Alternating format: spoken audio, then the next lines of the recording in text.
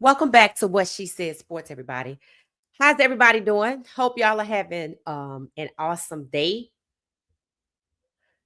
So we going to class today. If you paid attention to the thumbnail, you likely noticed um Shedeur Sanders along with Brian Flores. Happy Friday, everybody. So Brian Flores was a head coach in the NFL, and he was at one point with the Miami Dolphins. Like 3 years, he had a winning record, and they fired him. Much like people say, Mike Tomlin, who also has a winning record, is being set up to be fired. Well, Brian Flores is a defensive coordinator with the Minnesota Vikings, so he's still in the NFL.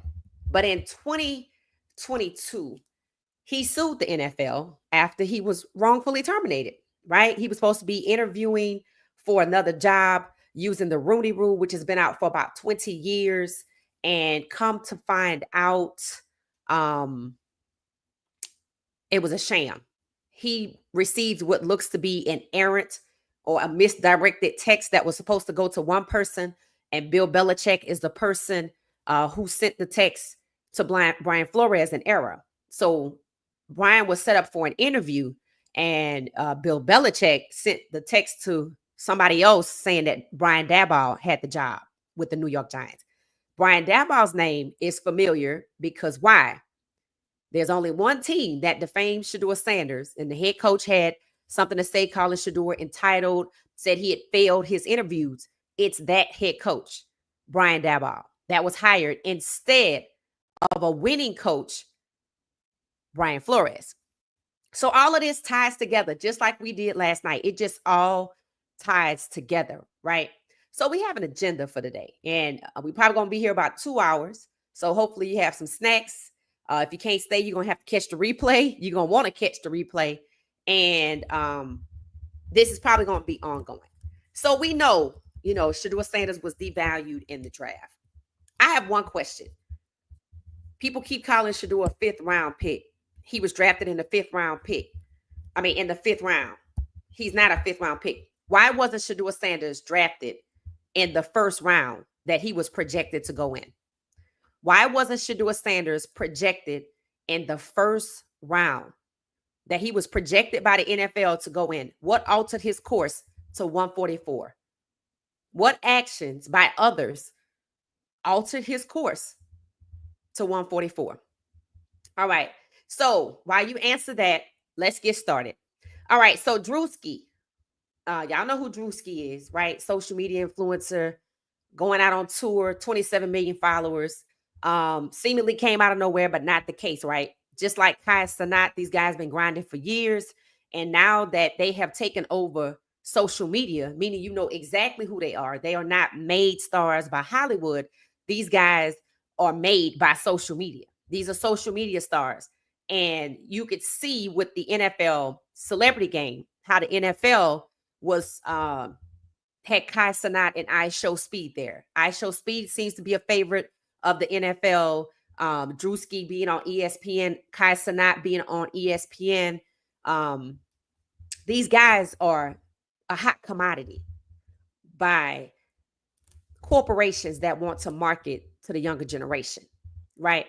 So seeing Drewski on ESPN talking about Shadeur, how he was done terribly in the draft, talking about, how popular Shadeur is in his first game, this, that, and the other, right? With Drewski being at the pulse of this younger generation's culture, regardless of race, younger generation's culture. If you on social media, you know who Drewski is. Now, a lot of us know Drewski. If you watch Drake videos, that's kind of where he came on the scene. But he was already becoming popular. So even Drake was pulling Drewski into the fold, right? So to see Drewski on ESPN talking about what happened to Shadeur in the draft, talking about his stellar performance in the game, it just kind of made me think, it's kind of crazy, right? It's kind of crazy for the NFL to want to seemingly smother Shedeur Sanders' career, knowing he's also a part of that cultural phenomenon. that includes social media. He's the reason that he has a Nike sponsorship with, you know, a contract that's probably better than the first year pay he was going to get from the NFL, even if he had gone first round. Some people say he got a new contract for $50 million. I don't know, but it's believable, right? It seems to me to try to market to the younger generation that you want to covet, you know, that 18 to 25, 25 to 35, you know, it seems futile to try to smother one of this generation's, Drewski's generation, Shadeur's generation. That's the same. To want to smother the career of one of the biggest stars. You want to smother his light. You want to smother, and you don't just want to bury him on the depth chart because of his skill set. You know, you want to bury him on the depth chart so we don't see him. So Drewski and his 27 million followers don't want to latch on and support Shedeur. It's too late for that. It's too late for that. Shedeur came to the league with it. Shedeur has 3 million fans and followers actively moving. We're not just talking followers just watching. We're talking about paying followers that go to games, that buy 2 million jerseys. That's why Shedeur has one of the best-selling jerseys. That's also why Shedeur was at the NFL celebrity game where the captains were Kai Cenat, I Show Speed. That's why Michael Vick was there, because he's a legend. That's why you saw Jordan Childs from gymnastics. That's why you saw some of the cultural, you know, people that if you listen to certain music, you saw them. You saw other influencers with millions and double-digit millions of followers, because the NFL wants to engage with that audience. They want to be the recipients of the money that audience spends. They want to groom them 18 to 25 to become lifelong fans. Well, you're not going to get there by shunning one of their own.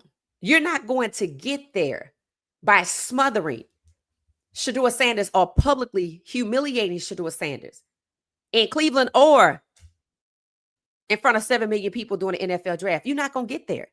You're going to be considered old. You're going to be considered stodgy. You're going to be considered outdated, and they're going to go find something else to watch. The younger generation likes pickleball. I think even Trae Young owns a pickleball league.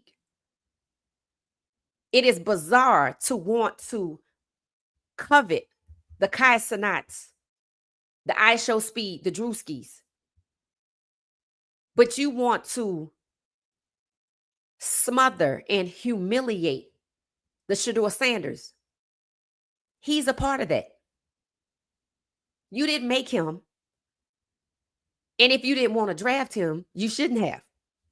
Because now the NFL is doing all of this, right, in the draft. And then we still see it happening in Cleveland. All of this is happening while Brian Flores' lawsuit moves through to the courts away from NFL arbitration. Brian Flores' lawsuit is only one of the 3 lawsuits to accuse the NFL of racial discrimination in just the last 4 years. So since 2021, there have been 3 lawsuits alleging racial discrimination. One was race norming, and this lawsuit addresses that one. Brian Flores' lawsuit addresses the race norming lawsuit that you heard me talking about, that the NFL settled for $1 billion, claiming that Black NFL players have a lower cognitive functioning and are inferior to whites when it comes to their thinking capacity and ability. So now Flores' case, which includes that race norming case, has been allowed to proceed in courts because he demanded a jury trial. All of this is happening while the NFL wants to covet Kai Cenat, I Show Speed, and Drewski. What do all three of them have in common other than their social media meteoric rise to stardom? They are three Black young men. So you want to bring these three Black young men into the fold. You want to use them on your programming. You want to use them at your celebrity football games, but you want to ostracize and discriminate openly, humiliate, degrade, and devalue and defame a young Black man. That is Shedeur Sanders, one of their generation's own. It's not going to work. And unlike the Montgomery boycott, that happened, it didn't have an effect globally. But social media stars who are proud for Shedeur Sanders to be one of their own, the same Shedeur Sanders that the NFL is seemingly trying to bury on the death chart and burn out his celebrity while they run and try to latch on to other Black young men's celebrity, it ain't going to work. It's going to go global. So when you go overseas, don't be surprised with those 7 games if you're met with resistance because of what you're doing to a young Black man named Shedeur Sanders that has global reach.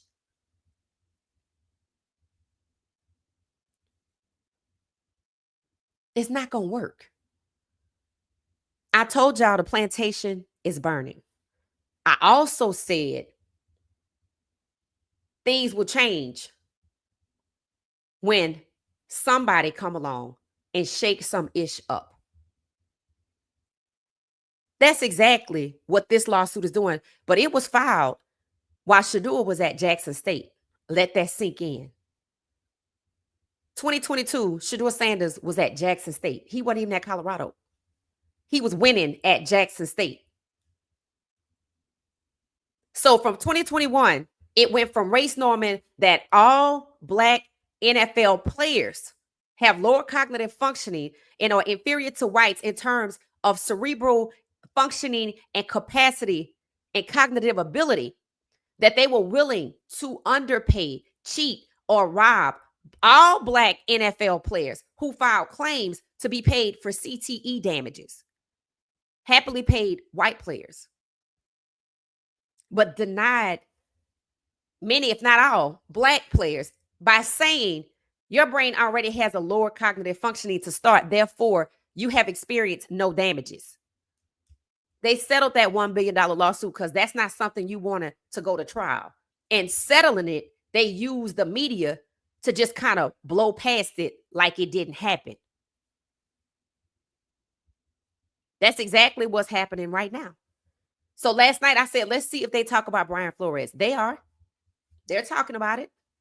They're saying the NFL is probably going to settle this one too. Not only Brian Flores will be made a head coach. Remember, this is a class action lawsuit. There are 3 Black head coaches that were fired.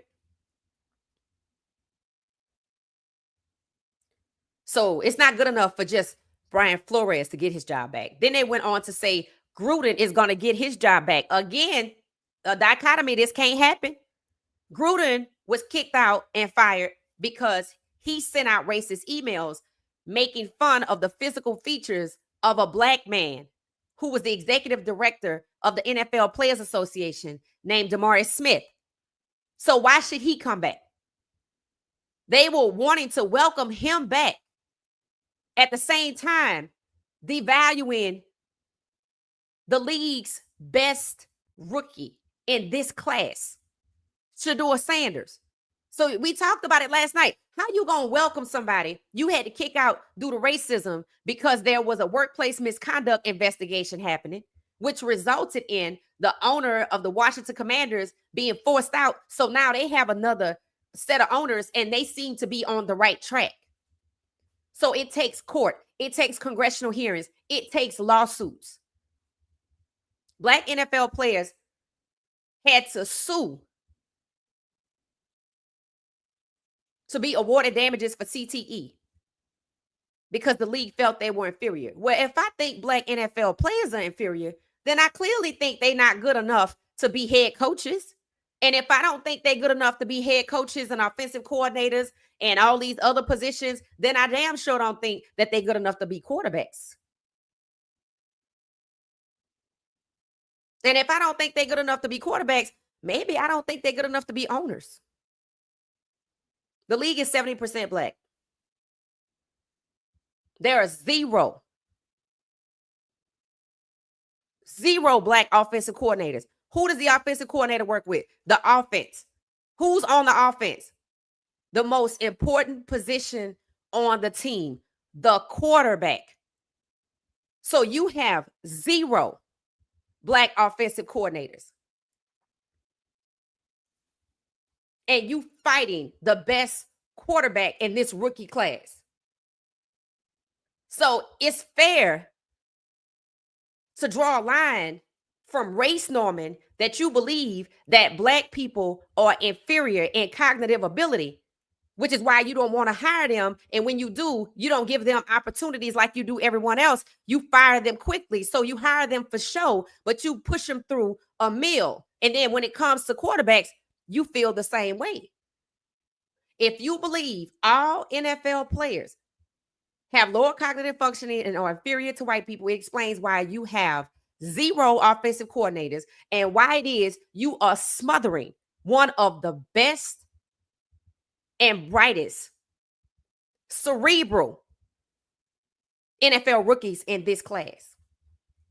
It is also why Cam Ward, who's the number 1 overall pick, is competing with the guy that failed. It is why Miro is believably buried on the depth chart. Their words, not mine, is printed. Got a screenshot for 2 years. It's why Jalen Hurts gets trashed. It's why Jalen Hurts can't have a private conversation with Shedeur Sanders. It's why Shedeur Sanders can't walk out of a tunnel with encouragement from his 7-year NFL veteran coworker named Tony, who's a black intellectual as well as an athlete, but they want to call him Crazy Tony. He's anything but. In fact, he was a guy saying, looking like Moses going out there with his rod about to part the Red Sea, or his staff or his scythe or whatever they want to call it. But they want to call him eccentric. He's an intellectual. He's not weird. He's not an anomaly in the black community. But black players and black coaches and black quarterbacks are not respected in the NFL. Because you can't convince anybody, which is why they didn't go to court, that if you think that black NFL players have a lower cognitive functioning than white people, which is right off of a plantation, which they use to justify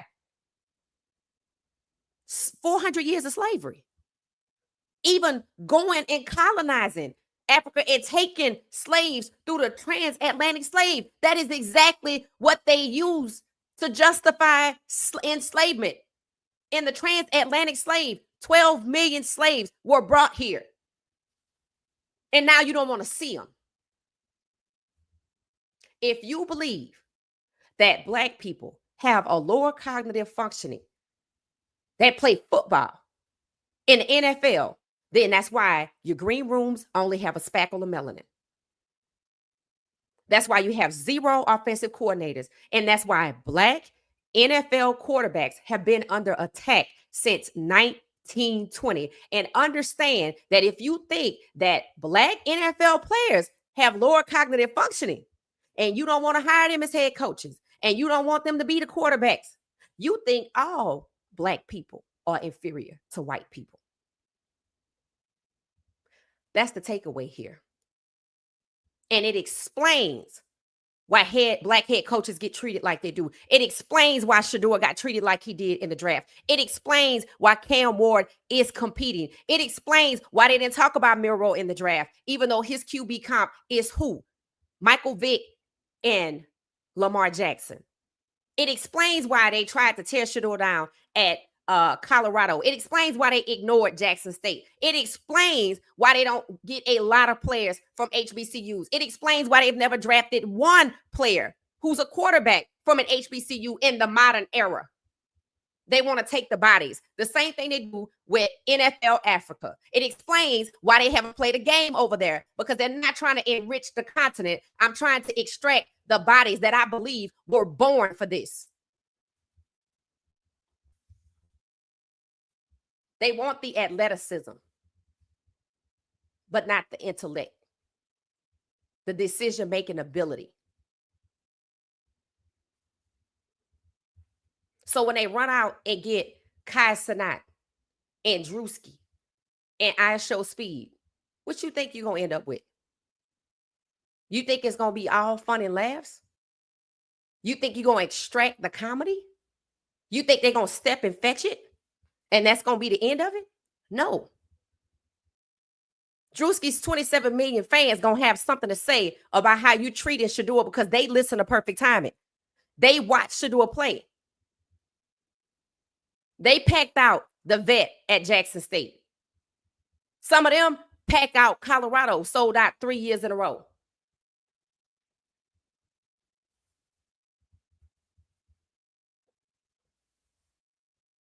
So we get ready to take a look at Brian Flores lawsuit, the first few pages, because I had to dissect a little bit. I think it's about 50 to 60 pages, but I went through the first ones. So, for Drewski to be on ESPN and for the NFL to seemingly, while he's in Cleveland, try to bury him on the depth chart while he's in the draft, humiliate him, devalue him, but going after young black men that look just like Shedeur, you should be alarmed. So that's why Brian Flores' lawsuit, which the NFL tried to force through arbitration so they could control it, the NFL lost that fight.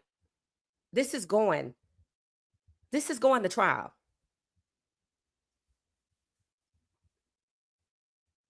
And it's not going to work. This is what shaking some ish up looks like. I told you, it's going to take something to shake it up. And let me just say this. They already putting their ducks in a row. We just talked about Brian Flores late yesterday.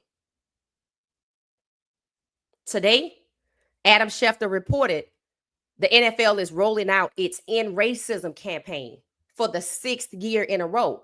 But he conveniently omitted that in the Super Bowl, the NFL removed End Racism.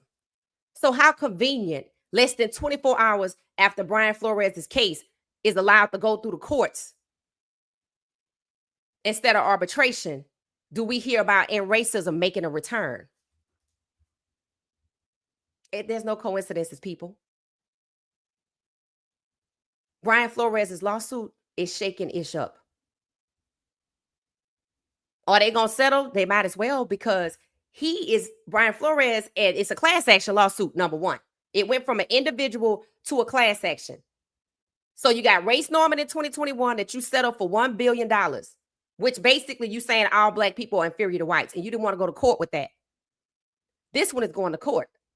This case with Brian Flores, which is a class action lawsuit, references that case, which means we're going to hear about that. In fact, we getting ready to read about it because I read about it this morning.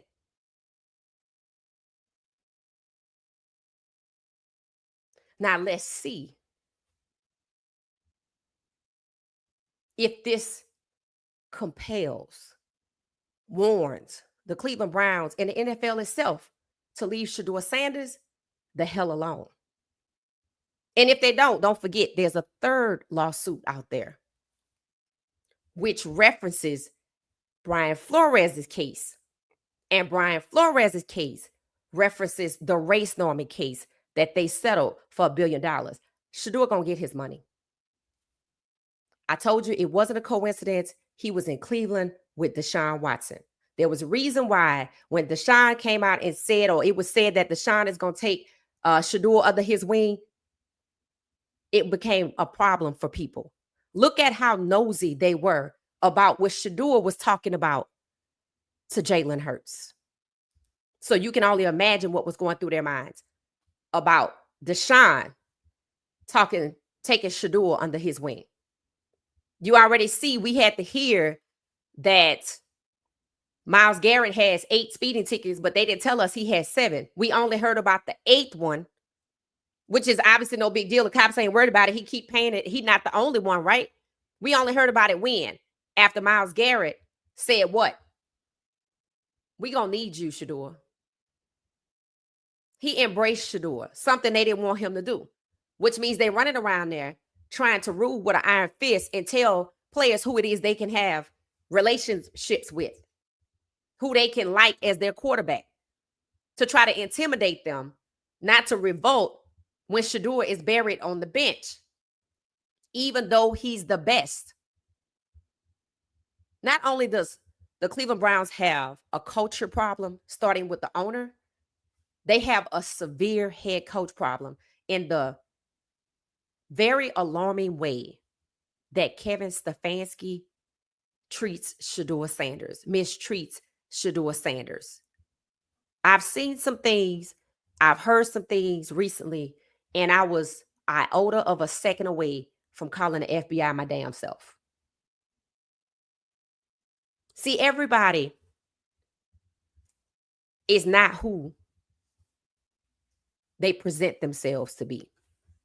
And we know that there is a faction of our society that hides behind robes and hoods.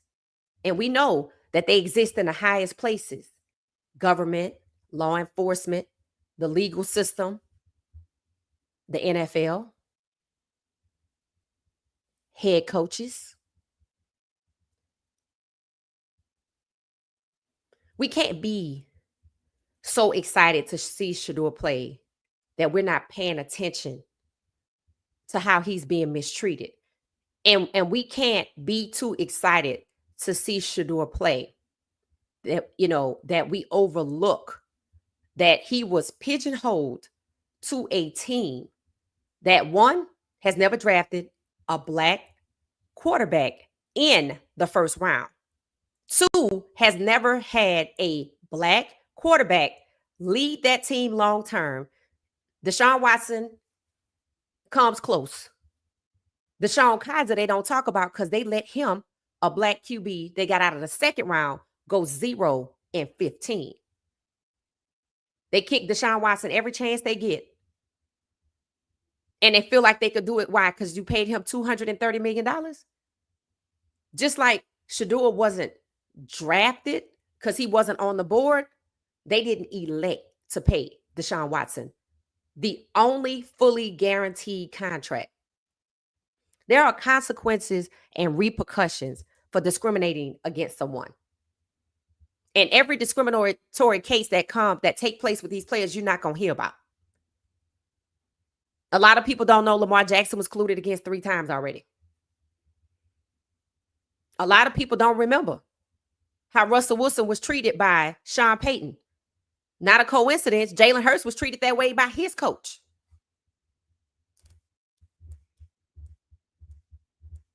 You're not going to hear about the consequences of those types of things. The closest we got to it was recently when the NFL was found guilty of collusion, but there were no damages. And that went through arbitration. And this is why this case right here is not going through arbitration.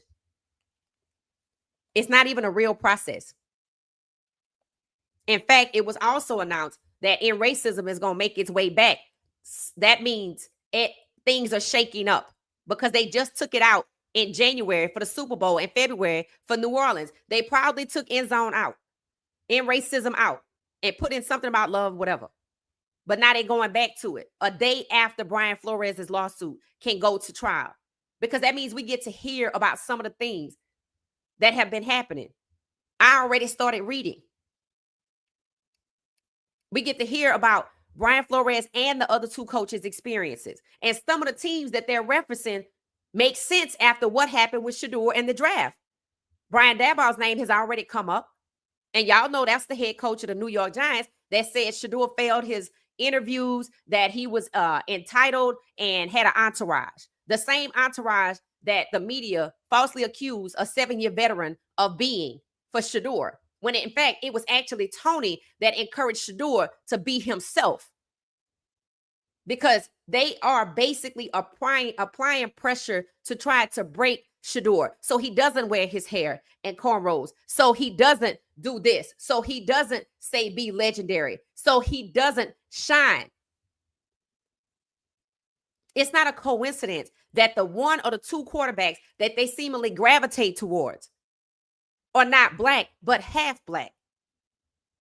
Ambiguously black. Because if you don't know neither one of them and you don't know black people's features, you wouldn't really know Dak Prescott and Pat Mahomes.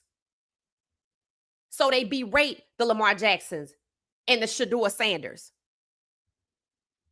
And the guys that want to stand up for them, they attack them too. It's not a far-fetched to believe if I don't want black quarterbacks and I have to give in, whether it's to society's pressure or I just got to have their talent because they're going to go somewhere else with it. That, hey, I'm going to make your road harder. And I'm going to accept maybe the half-black QBs with mothers who are white and not black.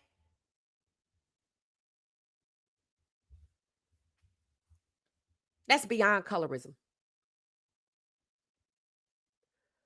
I've been standing here saying it since I've been podcasting going back to 1920.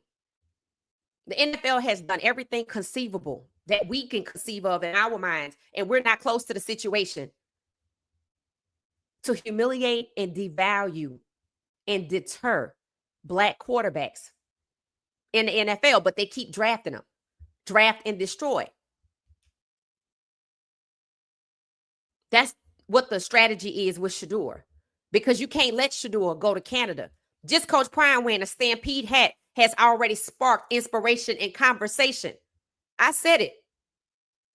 Let's build a pipeline from CU to the CFL, because for one, it gives what? More opportunities for Colorado players to go pro. Then it becomes an outlet to escape the racism. And a segue to maybe Coach Prime owning his own league. It's imperative that it happens, because one thing about Coach Prime having his own professional league, there will be no racism because I don't want a black quarterback. There will be no racism because I don't want a white quarterback. Colorado got 4 quarterbacks. And they're not all black. Some are half black. Some are white. Mata is Latin. Colorado's diverse. And that's what a professional sports league should look like. It shouldn't be only black at the bottom on the field or in the field house. And people shouldn't be so quick to welcome back a man who was kicked out due to racism against black people, also homophobic and misogynistic. We quick to want him to come back. At the same time, we kicking Shadeur. Well, God said, remember Brian Flores? That's what you call the unexpected, people. That's what you call the unexpected. So let's take a look at Brian's case so y'all can kind of see what's going on. And you should be able to see the quarterback's going to come up in it too. All right. So give me a chance while I switch so y'all can see. I'm over here to the side. So I think I'm smaller. I don't think I can be the same size. Yeah, I got to be smaller so y'all can see. Okay. So I'm down here at the bottom while we take a look at this. Okay. Okay. So as you can see, I've already highlighted a few things, right?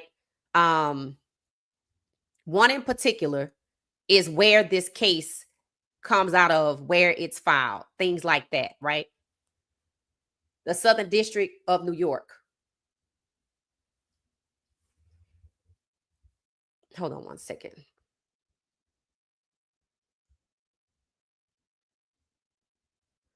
Mm-hmm.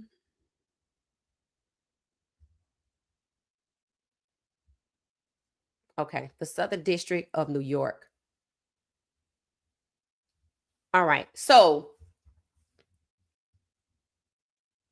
all right. The Southern District of New York is very important. For one, the NFL is in New York, in Manhattan. The judge, from New York, it makes a big difference. It says a lot. If you've been paying attention, it signals that change is clearly in the air, because it seemed like when the NFL took in racism out the end zone, which was February, Super Bowl, New Orleans. After that, they began to let their flag fly. And it, to me, when you got to after the Super Bowl weekend was over, Coach Prime was there, Shedeur was there. They all seemed to be welcoming and treated them like family.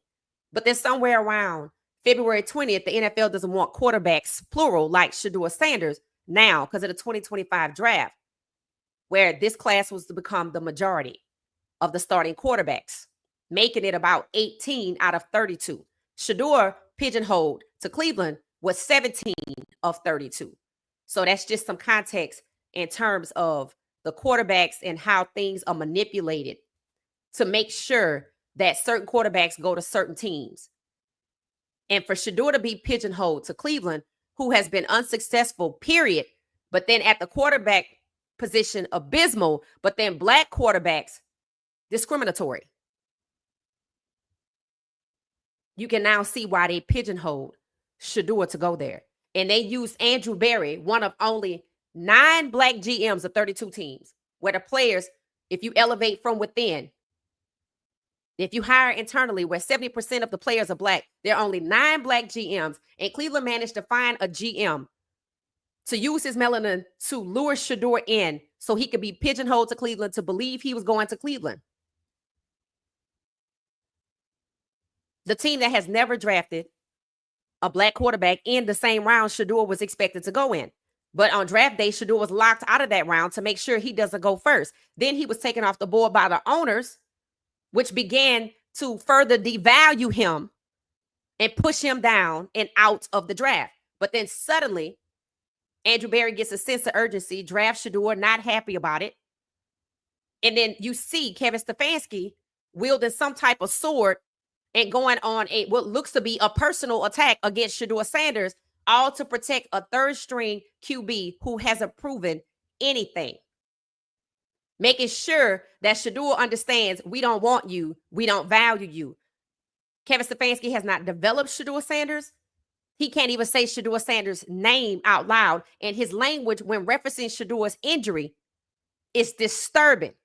Kevin Stfansky used the language, we're going to put him down for a bit. Excuse me? You don't put down human beings.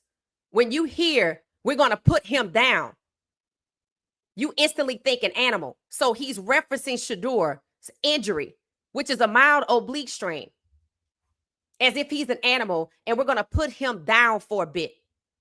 Those are not words that you use in a professional setting when you're talking about human beings. And I don't even know why they would be anywhere that could easily roll off of his tongue. The video he said that in should be taken down off of CBS Sports. That is coded, thinly veiled language. And this is some of the things that these coaches are talking about that we should now hear about in trial, which makes Brian Flores' case huge, which should be shaking up things. And because in racism is making a reappearance after only 5 months? 6 months? Well, I wonder what changed this lawsuit. And the fact that it's filed in the Southern District of New York, where Tish James is. If you don't know who she is, look her up.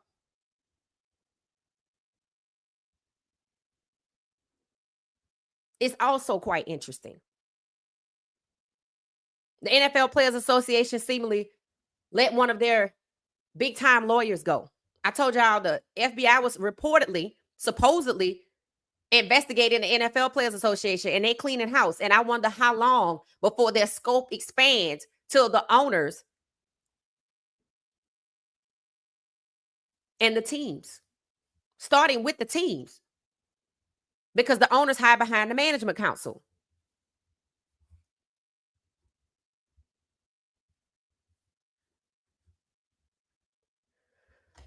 All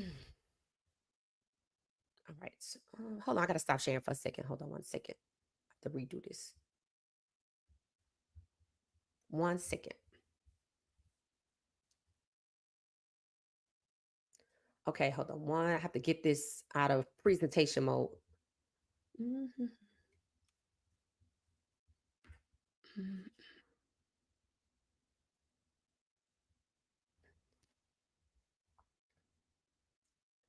I think I lost my file. Hold on. I think I downloaded it. 1 second, guys. I have to switch up something. Mhm.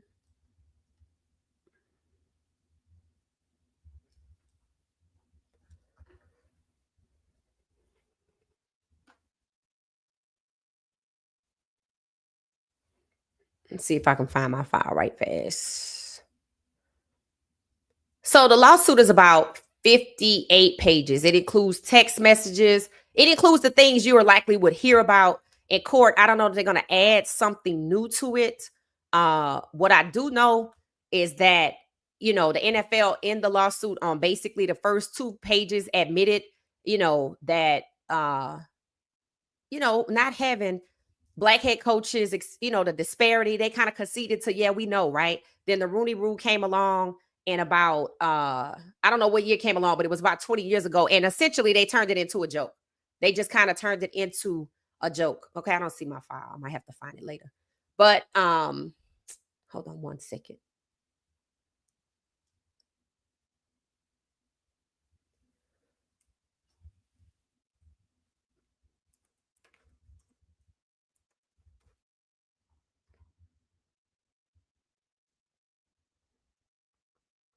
Yeah, I think I lost my file. I have to find it. I know I saved it, but I think I have to just go back and find it from wherever I saved it. So I'm gonna just tell you what it said. All right. So you see it's filed in New York. It's a class action lawsuit. Those are the things that I highlighted. It's the class action lawsuit. And Brian Flores talks about how, you know, being fired after being a winning coach, it happened in the other black players. The NFL is rife with racism. And then he brought up the example about race norming, right? And then I'm sure that's going to happen with the other lawsuit that's out there as well. So he goes on to talk about how he got the errant text that while he was supposedly interviewing for the job under the Rooney Rule, they had already hired Brian Daboll. He goes on to talk about the disparity and black coaches when they get hired, they don't get true opportunities, whereas white coaches who fail still get hired. They have to produce and be successful, and even when they're successful, they still can be terminated. Like we said, like fans have said, Mike Tomlin is being set up to be fired. That's why they sent Aaron Rodgers there, because he hasn't been good since 2022, right? So if his season is a bust, they could use that as an excuse to get rid of him, even though he has never had a losing season to this point. And when he took his team to the playoffs with Russell Wilson, the first thing they did was say Russell Wilson was washed up and booted him out of Mike Tomlin's team, the Pittsburgh Steelers.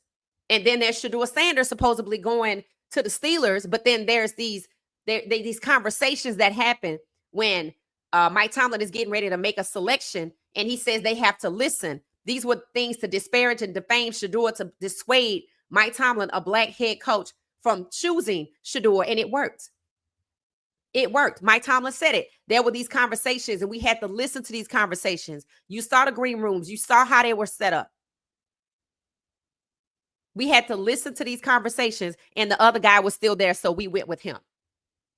He also said he didn't have to say it, but he was being forced to put Shedeur behind Aaron Rodgers at QB2. So that meant the NFL seemingly was on a mission to make sure Shedeur does not get to QB1, which is why you see Shedeur Sanders being pigeonholed and buried on the depth chart, because they're playing keep away with QB1 for Shedeur Sanders, because he would have been 17-32.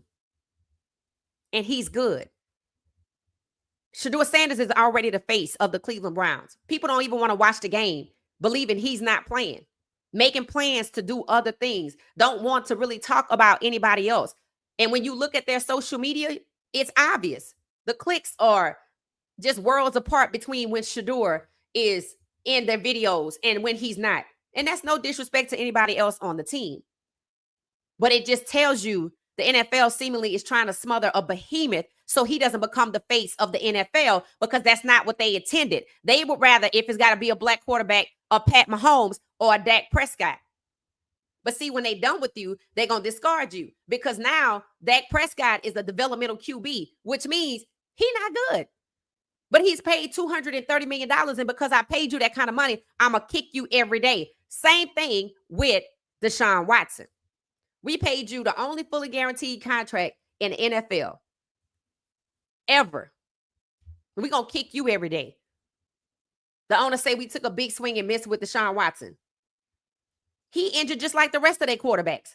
So how is it Deshaun Watson's fault? They say they don't even think Dylan can play tomorrow because he's still injured, but he can practice. They didn't even want Deshaun out there practicing. The disparity in the treatment between white players, including Dylan Gabriel, who's not white, but being coddled. Maybe he's not white, but he's not black either. So, hey, you come on this way. That's what they tried to do with Tua. That's exactly what they tried to do with Tua. It's like they're looking for anything to suppress black quarterbacks. Whether they're making it harder, switching them off to wide receiver, that's what they're doing.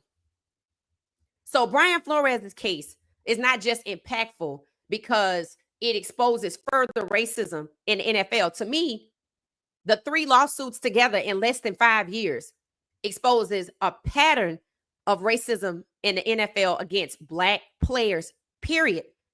Black employees, black coaches, black GMs, black execs, hell, maybe black janitors. Let's talk to them. And that's what the trial will do. So they could be right on these big box networks. They probably going to settle it, but it's not going to work if it's just Brian Flores is elevated to head coach for a few years and we discard him. But if he is in Minnesota, Shadeur going to end up on his team.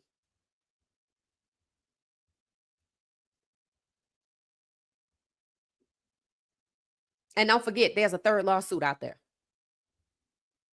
which references this one. And this lawsuit is moving forward to a trial amidst the racial discrimination against Shedeur Sanders. They said it yesterday. The whole NFL is standing against Shedeur Sanders, right? Because the NFL owners took Shedeur Sanders off the board. When I started this podcast, I asked the question, why wasn't Shedeur Sanders drafted in the 1st round that he was projected to go in? If you're just not joining us, that's the question. And we're going to start reading the comments. 220 some odd people, hit the like button, please. So this is about black quarterbacks too. This is about black quarterbacks too. It said the 3rd lawsuit. Hold on one second. It said the 3rd lawsuit claiming the NFL is rife with racism, race discrimination since 2021. This is the 3rd one. That means this is a pattern. That means that what Brian Flores said in 2022 about the NFL being rife with racism, based on what we see with Shedeur Sanders in 2025, publicly humiliated, devalued, buried on the depth chart, no black offensive coordinators, trying to prevent the numbers of starting quarterbacks from becoming the majority. His case is a slam dunk. His case is a slam dunk because even with Flores filing his grievance with them, they still kept on.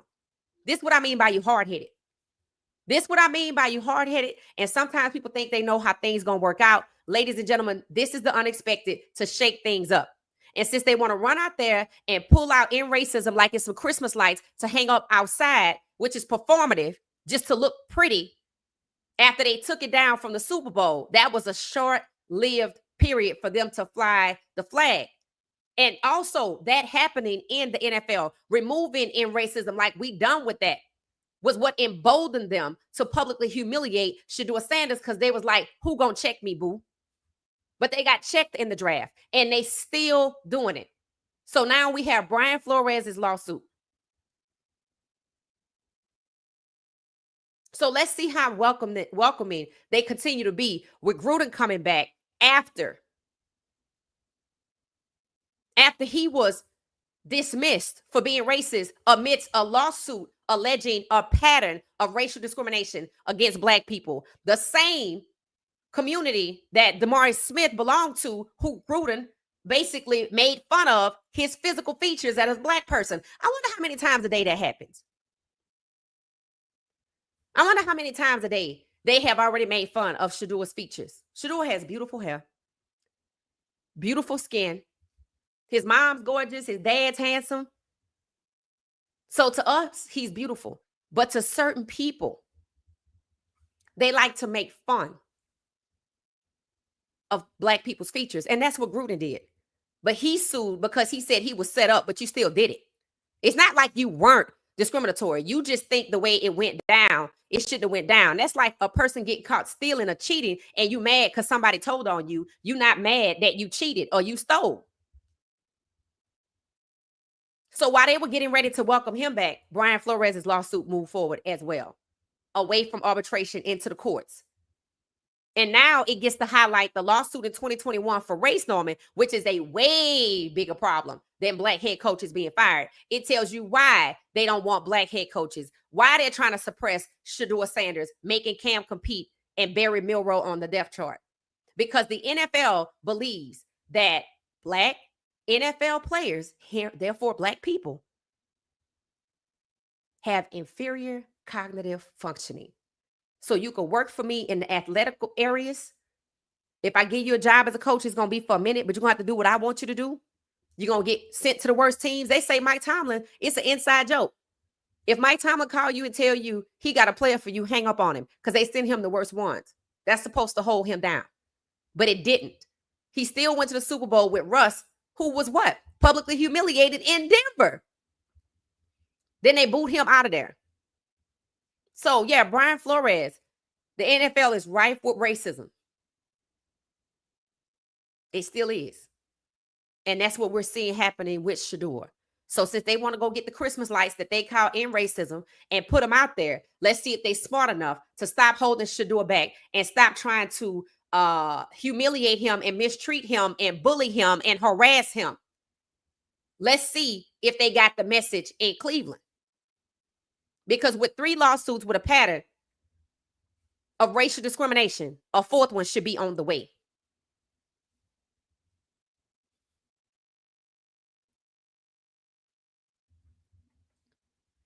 So things are shaking up. Let's see if this is enough to make them go, you know what? Just stop. Just let these quarterbacks be quarterbacks. We put them in the draft. We invited them to the draft and they made it. So just keep it pushing. Just stop being racist. Stop drafting black quarterbacks if you don't want black quarterbacks to succeed. But you know they're going to go somewhere else. So you're trying to corner the market on the talent. And so you want to hoard it and destroy it. That's evil. That's just as evil as when you're referencing one of your players that's injured and they have to be out. It's just as evil as saying, we're going to put him down. He's not an animal. Is that how you see him? Is that why you can't say his name?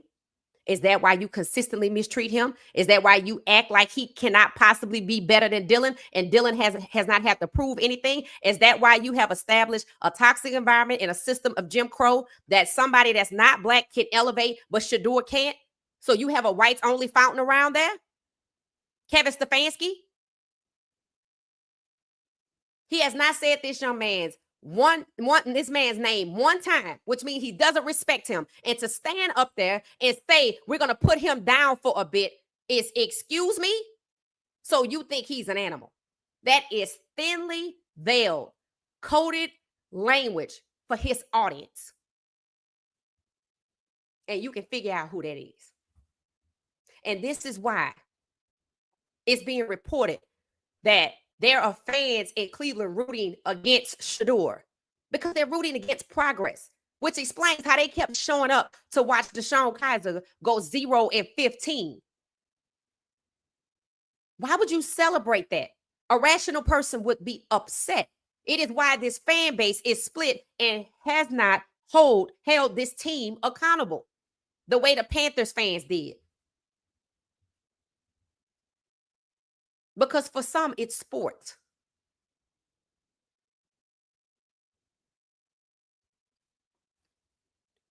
So now that in racism is back, the wrongs are being corrected. It's not even for me if they're going to settle the case or not. I don't even care about that aspect of it. The truth is coming out, so go to trial. If you settle at the 11th hour when the truth has been made public, to everybody, the truth about how the NFL feels about Black people being inferior. You can't just say you feel like that about Black NFL players, but then you don't have any Black OCs. You're trying to stop the numbers of Black quarterbacks from exceeding to getting to the majority. They're not in the positions that can elevate, which is an offensive coordinator, more rapidly elevate from an OC to a head coach.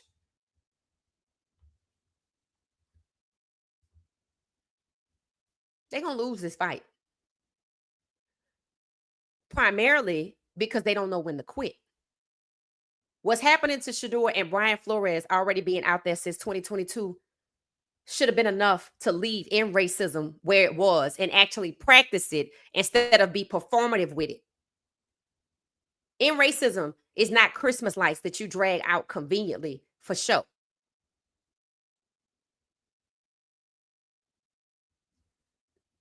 So for Adam Schefter to come out, and I want you to pay attention to the people that get the inside scoop and spin it and don't tell the whole truth.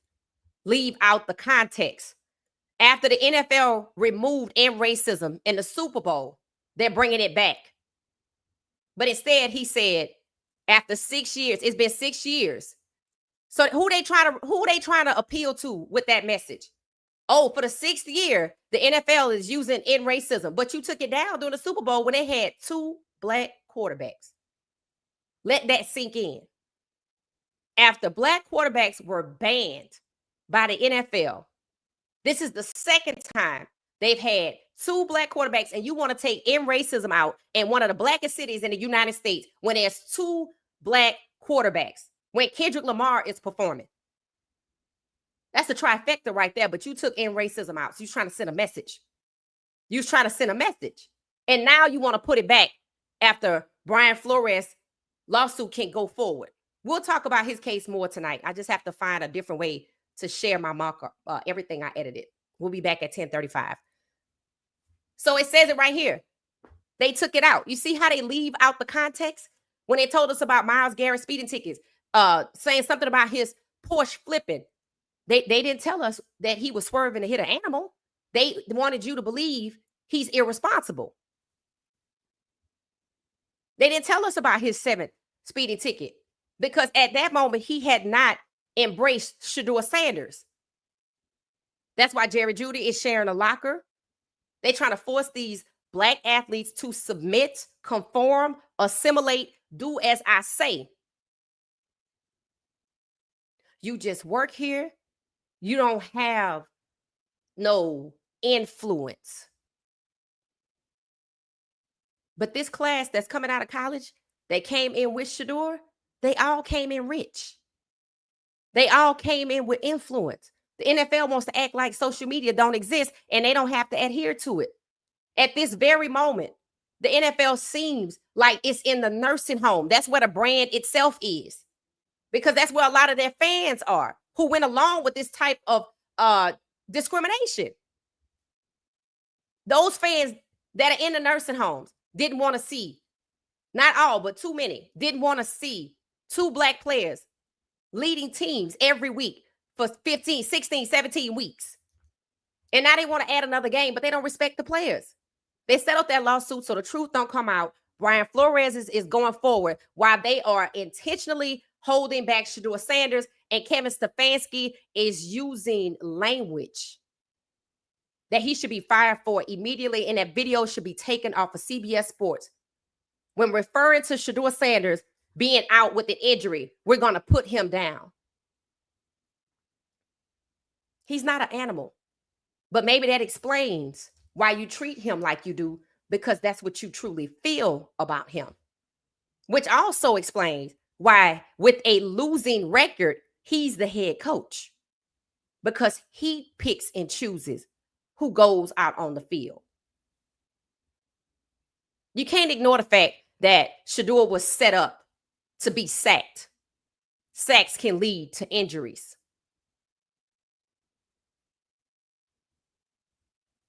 You can't ignore the fact that Shedeur was devalued and unappreciated, saying his skill set is outdated. He cost too much for the first round. They weren't happy when they got him at the end. They wanted to act like they were his saviors. They made him feel uncomfortable when he first got there. That was intentional.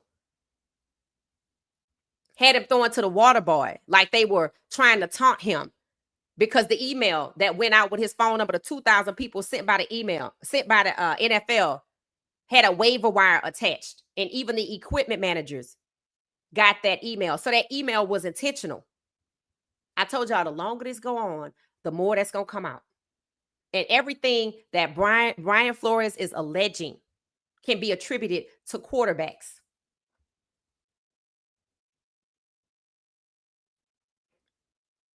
I could have easily put Coach Prime on that thumbnail with that Stampede hat on, across from Brian Flores with Shedeur in the background.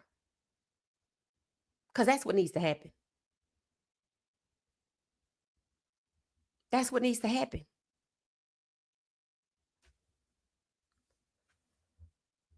So let me see what y'all are saying, because I asked the question. So let's see if we can answer it. The question was, why did Shedeur Sanders not get drafted in the round he was projected to go in?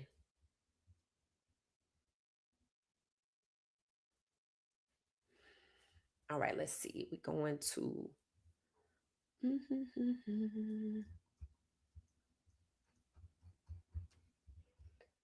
Kevin Stfansky's language in that interview tells you that Shedeur is not only in hostile territory. If your boss refers to you as having to be put down due to an injury, something you do to an animal, you're not safe. You in danger. Not trying to alarm anybody, but I asked a few people to watch that interview. I asked a few people to watch it to get their opinion. And they told me without me telling them what I was looking for. I said, let me know what jumps out. They came back with the same phrase. They're going to put him down. They're going to euthanize Shedeur Sanders. There's no other way to justify saying something like that from somebody who can't even say Shedeur's name, who set him up to be sacked on 4-1. I told y'all that oblique injury was Shedeur's saving grace, because he was going to get hurt in that Philly game. He was going to get set up to get hurt. And now Kevin Stfansky is going around saying we have to put him down. That's not normal. That's not normal at all.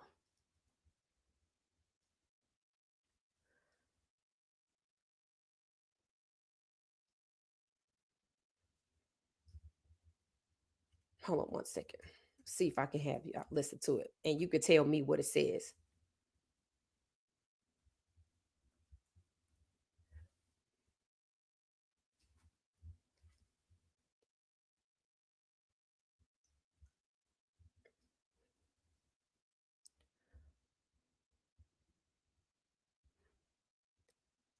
I asked the question under the video when I first saw it, right?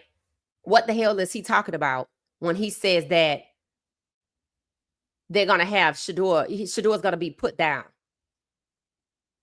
Some people got it. Some people got it.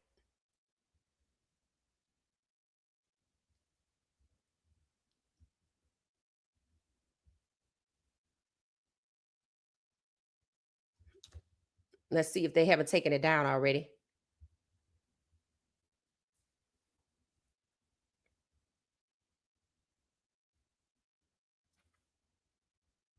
Give me a second.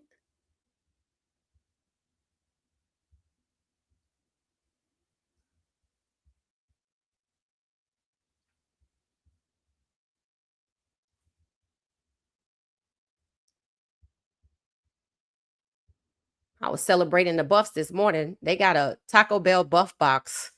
I heard Gibson is on the cup that they used.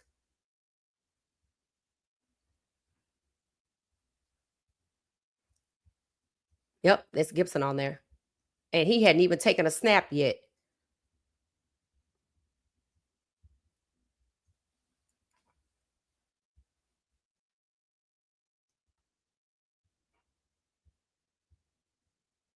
I'm like, geez, 1 second.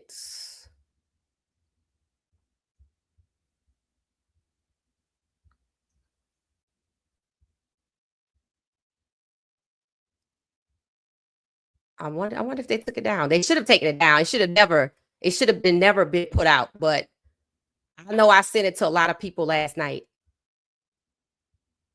just asking them what they thought. So I wasn't gonna share it. So that's why I don't have it queued up. So if you give me a second, here it is, right here.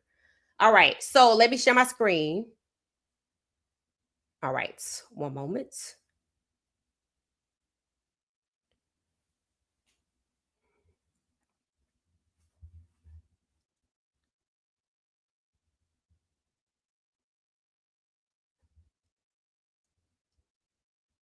All right, found it.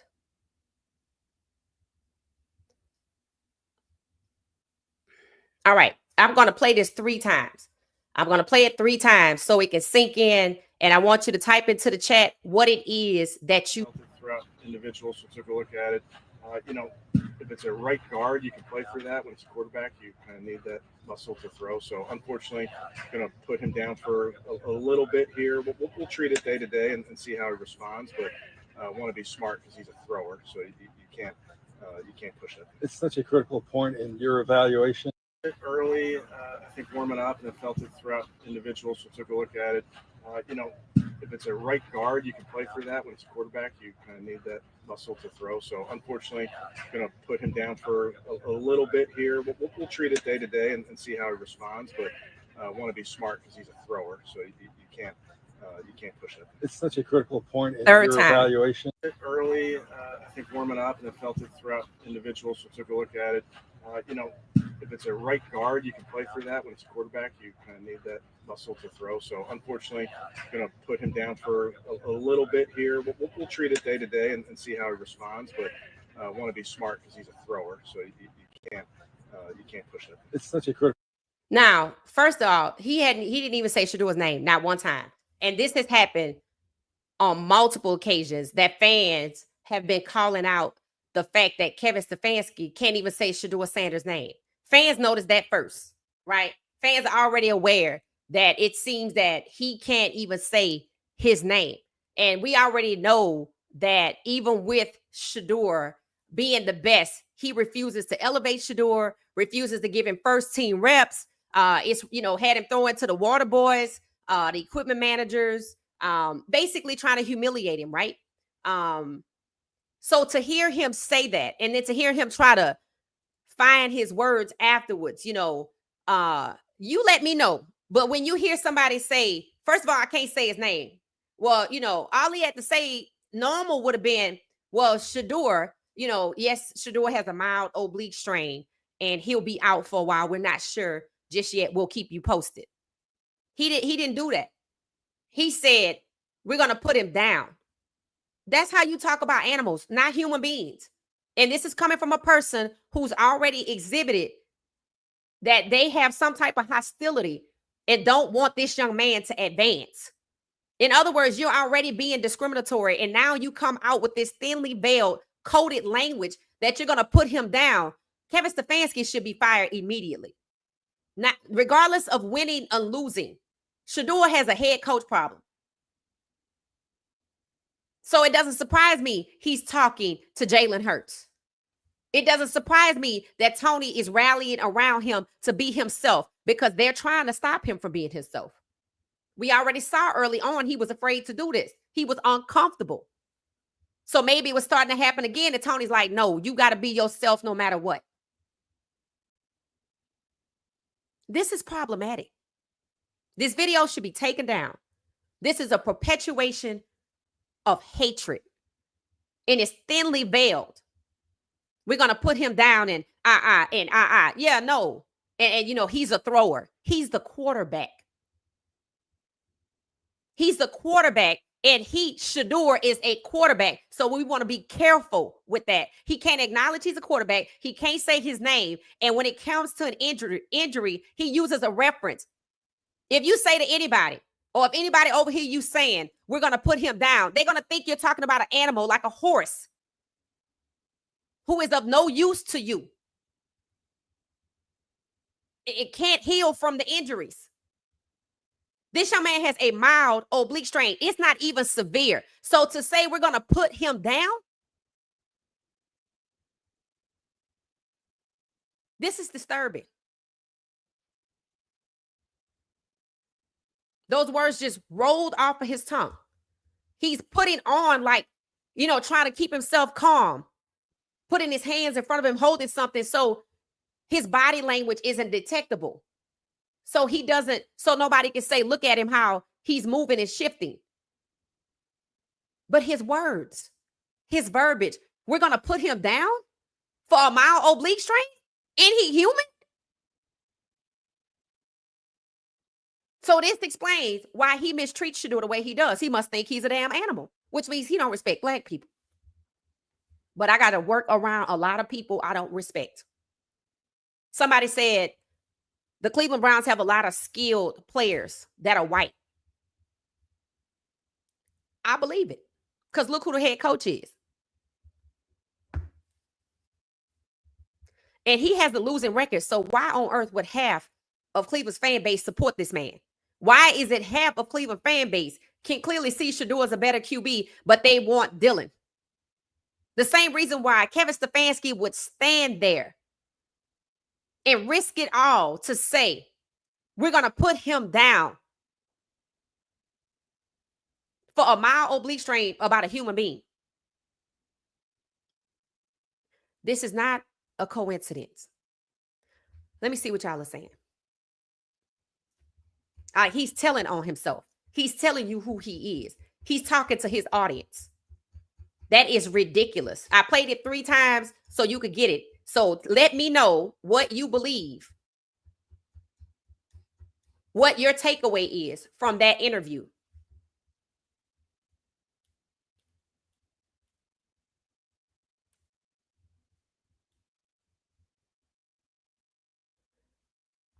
All right. It said Browns think that they are slick. Tell us who's starting so we can plan our Saturday. We already planned our Saturday. I don't think it's gonna be Shedeur. Happy Friday. Hey Peter, how you doing? How you doing? How you doing? Yep, TGIF. Yep. Will we be getting training?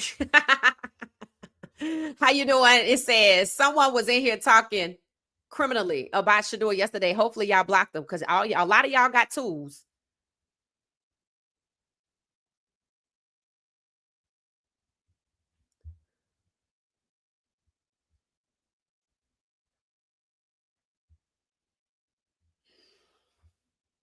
You don't know Drewski? It said, yep, they want us to tune in. Right. They want the younger generation to tune in. If you bring in Drewski, that's who you want to appeal to, who his 27 million fans are.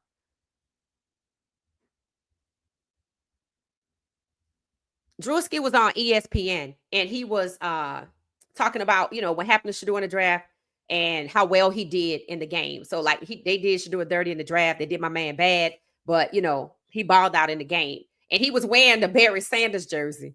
As I think that one of the hosts thought it was a Shedeur Sanders jersey. I was wondering why he wore the Barry Sanders jersey instead of the 12, but I don't know. Drewski said what they doing to my boy is crazy. Yep. No, he didn't say anything negative. We're talking about the fact that they're bringing Drewski in for his opinion. He has 27 million fans. The NFL sports media, they want to tap into these fans, but Shedeur Sanders is one of their celebrities, right? So, I don't know why you would do that. I just don't know why you would do that. Drewski is also signed to Nike. Oh, okay. I didn't know that. Okay. So that tells you something right there. And Drewski signed to Nike. Shedeur signed to Nike. So again, you are basically out here trying to hold back and humiliate publicly. See, a lot of this stuff takes place privately, like with Brian Flores. But with Shedeur, what's been happening behind the scenes, because they took in racism out the end zone at the Super Bowl, they let it fly. And now you see they putting in racism back. NFL doesn't realize what they started and what they opened up, right? And they're about to get a can of what? All right. Professional pimping. Yep, that's what they trying to do. People were congratulating Andrew Berry, talking about, oh, this is a good roster, this rookie class Andrew Berry put together, and Shedeur Sanders was in the class. I said, devaluing Shedeur Sanders is nothing to be proud about. So that, you know, what they want to do is put Shedeur out there as if they're begrudgingly doing it because Dylan is hurt, when actually they just trying to pimp Shedeur to go out there and win for $4 million. He didn't fall into their laps by happenstance. He was locked out of the first round, and the owners took him off the board. So if you heard me ask the question, why wasn't Shedeur drafted in the first round he was projected to go in by the NFL? Because the owners took him off the board. Because he was locked out of the first round. And that's when you saw a free fall. And he wasn't on the board. So he was pigeonholed to Cleveland pre-draft so they could reel him in and think he's going there. And post-draft, he was pigeonholed there so they could get whatever they want for $4 million, even if it's to bury him on the depth chart. They willing to pay him $4 million to sit at the end of the depth chart for a year. So technically about what, $960,000 for 1 year just to sit there. Then they're going to trade him. Then they're going to play somewhere else for a year. Then they're going to trade him. The league is now dealing with the unintended consequences of what was publicly done and privately. That's it. Call it karma. Exactly. They don't want to see not only Shedeur, but any of these black players make it. That's facts. While they were trashing Shedeur for speeding tickets, they have taken Isaiah Bond. And we don't know how his situation concluded without charges. But they also have Quinshon Junkins coming back. But his case, we talked about it. It was just kind of what we said it was. And the prosecutors kind of seized that because there was conflicting statements made by the people involved. That's the way they said it. There were conflicting statements by the people involved, although the young lady had pictures of bruises. At the same time where she had bruises, there were photos with her with no bruises. And then they said there was no surveillance footage anywhere, not on the freeway, not at the Burger King, not at the airport. So they couldn't corroborate her story. They said she had plenty of time to file that claim with him not knowing, but she didn't do it. It was late. It just seemed suspect. That's what they're saying. Basically, they're like, it just seems suspicious. That's what it's saying. So basically, it was insufficient evidence. So they getting all of that back. But let's see if they're going to talk about it like they talk about these speeding tickets. So they use things to like weaponize against you, right? Like calling Tony, who was an intellect, crazy. Like, no, That just means they don't believe in black intellectuals. Asante Samuel said he believes the coach in org is making 12 sit out. I don't know. I have a different opinion on that just because that's what need to happen. So I know God making him sit out. I believe that wholeheartedly. He don't need to play. He don't need to play.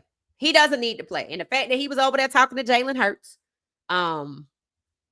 that's what need to happen. They want to be happy about it. Let them be happy about it. But this is what's best for Shedeur.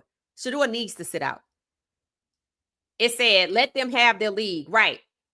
It said they can control Kai and Drewski with money. Shedeur is not built like that. Right. Since they want to go back to a time so bad, let's go back to the Negro League. I mean, honestly, people are saying, it's time for our own league. It said, does this mean there's another new tribe, Shedeurians and Drewskians? Not Drewskians. I'm a Shedeurian. I'm not a Drewskian. But yeah, Drewski got 27 million Drewskians. So yes, there's a new tribe. Max say, why do white people dislike us so much? What do we do? Breathe. We didn't do anything. It said, like I've stated before, not only Cleveland, but the league is being exposed for being raggedy. Yep, there's that word, raggedy. Raggedy. Until our players take a stand, it will continue to go on. Right. And here's what we're seeing. Remember the guy in Green Bay, right? that spoke up and said that Malik Willis is too good to be a QB2. And we talked about how they got the players stacked on the same teams together, right? And Shedeur. Now you see Deshaun trying to come back out. I told you they pigeonholed Shedeur to Cleveland once Shedeur hit number 1 overall because he will be stacked up and likely behind Deshaun. And then when Shedeur get hurt, then Deshaun can come back out. But the point is, Deshaun and Shedeur will not be on 2 different teams. That's what they don't want. Because then it goes from Shedeur being 17. If you spread them all out, you put Malik Willis somewhere, Deshaun Watson somewhere else. Hell, Joe Milton isn't a backup, which is why Jerry Jones singing his praises. But don't get lost. Joe Milton's contract is the same contract as Shedeur Sanders. That's an easy swap. You can't believe nothing they say. You have to look at what they do. But since they done put in racism back in the end zone after they took it out, that means things are shaking up. So I said this would happen. I didn't say how it would happen, but I said this would happen. And if you ask me, God is making a straight line to Shedeur Sanders. And it's going to keep shaking till they stop.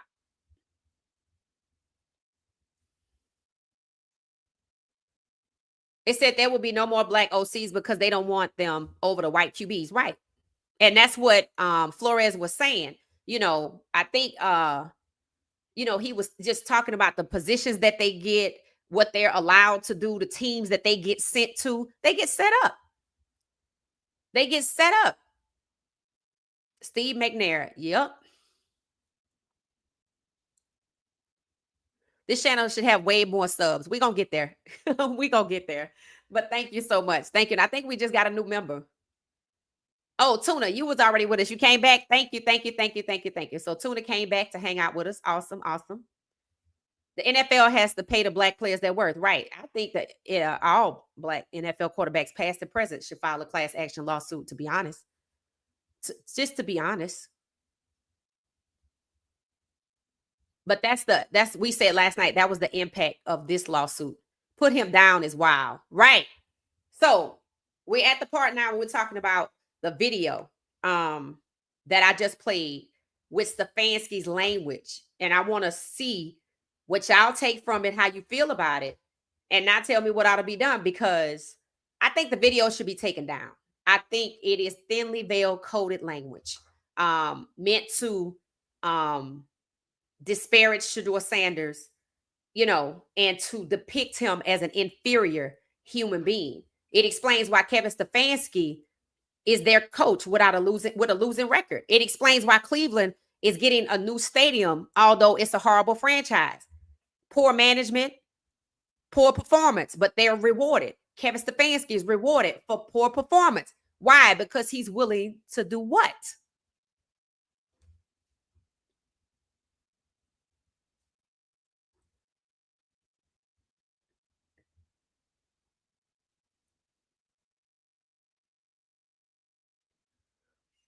It said we need our own black league. Yep. When you read stuff like this and you see all of this happening at the same time, and you learn that there are 3 lawsuits, since 2021, and the NFL hasn't slowed down at all. The only change you see in the NFL right now is because Brian Flores' case is going to trial. That means the public will get to hear. See, the case with Ray Norman was settled, so it was squashed. And they paid out the concussion settlement. But they just kept right on being racist. Look at what had happened to black quarterbacks since 2021. When Bryce Young came out, CJ Stroud, Caleb Williams, in this class. So they took it out on them. Those guys, everybody I mentioned, Justin Fields, were all sacked excessively. Excessively. Caleb Williams posted today a video montage of Chicago quarterbacks getting sacked and pummeled and things going poorly. Because it's not him. It's not on him. They allowed him to get sacked 68 times, discarded whoever was on that O-line, and went and got a new one as if they don't know why he was sacked 68 times. retaliation because he wanted to circumvent the CBA, because he wanted to move on. You don't think Chicago could get any better? Of course. New York wasted Saquon Barkley's best years. Why? And then when he gets to Philly, instead of breaking a record, they try to make him think it's okay to sit because we don't want you to get hurt. If he get hurt going 100 yards, then he ain't going to make it through the big game. But if it was anybody else, he would have got that opportunity. They would have protected him and made sure that he can. And the difference between Saquon Barkley reaching a record and a black quarterback, if the black quarterback wanted to do it, he would also get retaliated against. Steve McNair, again, did they almost win the Super Bowl? So why was he traded to Baltimore the next year? So they don't get back. Which is why Jalen Hurts gets trashed every day, which is why Jalen and Shedeur can't have a private conversation. What they scared? What you think Jalen gonna say? That you got to know what it's about. Jalen also berated publicly, trashed publicly, team pulled apart. So he don't get back to the Super Bowl. And people want to say, well, I mean, Pat Mahomes, I'm like, oh, now he's black because y'all don't think he is.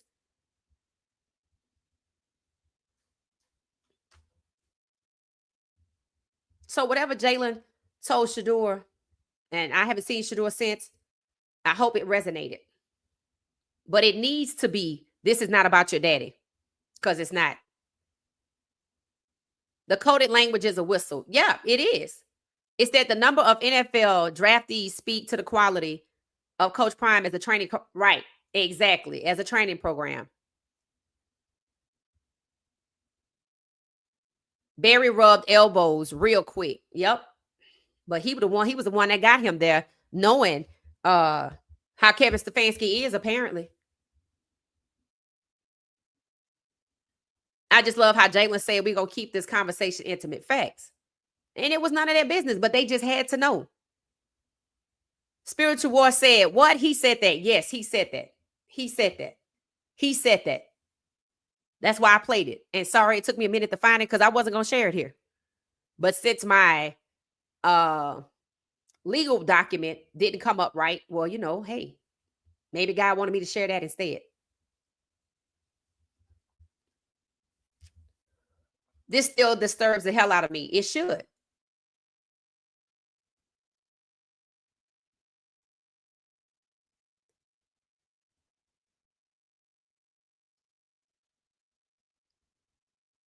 Oregon wins small, never big. That's why they never won a natty. We can't let Barry off. Nope. Somebody need to revoke his black card. Because he knew what he was luring Shedeur to under false pretenses. It's a dog whistle. Should be used. Yep. That's it. It's the dog whistle. It said, so Stfansky is friends with Lanny. Yep, he is. They play golf together or something like that. That's what people said. He called Shedeur a thrower the other day. He's the quarterback. You see how he can't even say it? He can't recognize, he can't acknowledge his, he can't say his name like he's human. See, when you say we're going to put him down, that's animal language.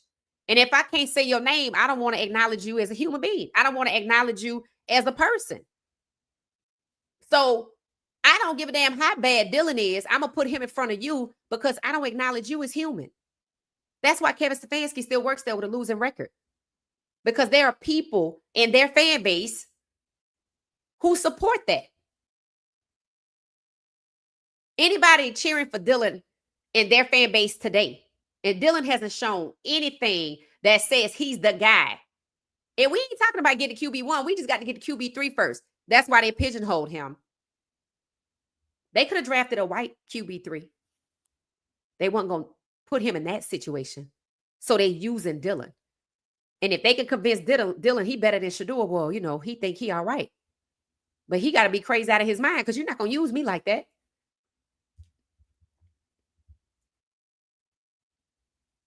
Dog whistles, coded language, microaggressions, full display concerning Shedeur. Right. Like this right here shouldn't. Kevin Stfansky should be separated from the team. He clearly has some type of irrational thoughts regarding Shedeur. So much so that he's become a detriment to the team. I already said the team itself needed new ownership, has been forced to sell, an investigation into organization malpractice. We just got one step closer. We just got one step closer. We just got one step closer. Because a previous workplace misconduct came also out of New York, because that's where the NFL is. So we just got one step closer.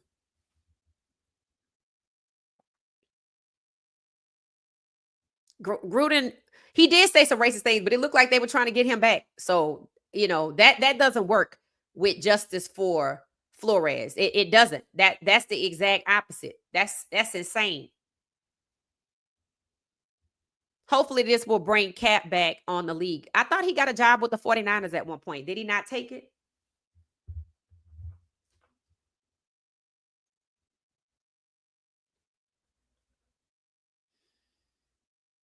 Spiritual war by them not playing hurts their pocketbook.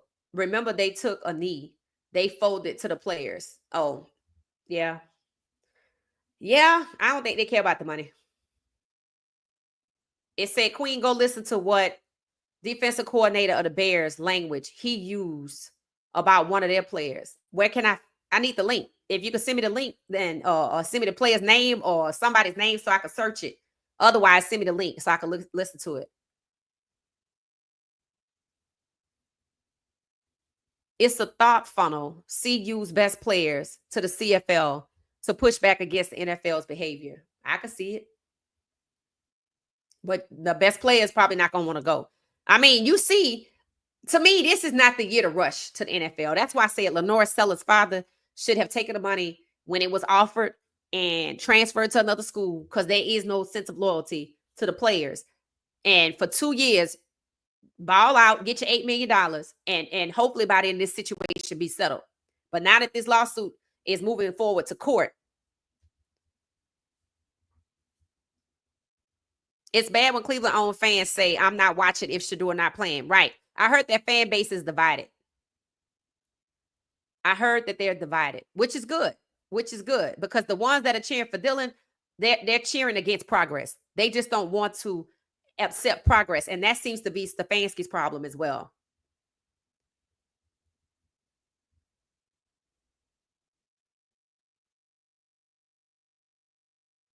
It sounds like to me that Dylan might not play tomorrow, that Huntley might play, which is crazy, but okay. Tua and Dylan are both too short to be in the NFL. Is that their issue? Because I don't know how tall Tua is. Bet they won't get a view from me. Yeah, I'm not watching the game. I don't think Shadeur is playing, and I don't think he should play. They don't care about winning or losing this game. I read that Philadelphia is playing their ones for a little bit, just like the Carolina. This is going to go just like the Carolina game. They're going to play their ones because Philadelphia's strategy is readiness for the season. So I'm not going to ice out Jalen Hurts and Saquon Barkley in the preseason because I need to make sure everybody's ready. So this is readiness for Philadelphia. They said Stfansky has a rule. He just don't play his ones. So he's not trying to get ready for the season. So I don't even think Shadeur should go out there and burn out over the Super Bowl champs when they say he's not the best and there's somebody in front of him and he can't elevate past from 4 to 3 because of this guy that hasn't proven anything, then put him out there. And it sounds like they trying to say he can't play. I'm like, why can't he play? He took 19 reps in practice. He went 1-5. So you trying to say that's why his numbers are bad? Okay. We are watching, I will be live tomorrow. We are watching the Texans and the Panthers. That's the game we're watching at 1 o'clock instead of the Browns because Shadeur's not playing. The owners took Shedeur off the board. Facts. That's why he didn't get drafted in the first round. It's not that he wasn't first round talent. Shedeur was first round talent and he was projected to go number 1 first round by the NFL. It was still on that page as of recent. But now, right? But now they want to call him a 5th round pick And the guys in the media don't have the courage to say, well, he only fell to the 5th round because the owners took him off the board, because they still want access to the players. See, nobody's willing to make the sacrifice, so they're going to be made the sacrifice. Shadeur's going to survive this some kind of way. No need to settle. Drag the NFL through the mud. Right. I don't think they should settle. I don't think they should settle. It's 3 of them. Hopefully they go to court and let the truth be heard. That's the point of it. Because if you just give one of them a job, that doesn't mean that they're going to do what? And then look at what they're doing to Shedeur. That's one reason I'm like, you know what, we're going to court, because it does say in one of the first few pages that this has happened to black quarterbacks too. And that's when you open the door and talk about the draft. So yeah, you go to court. You've been waiting since 2023. Do not settle.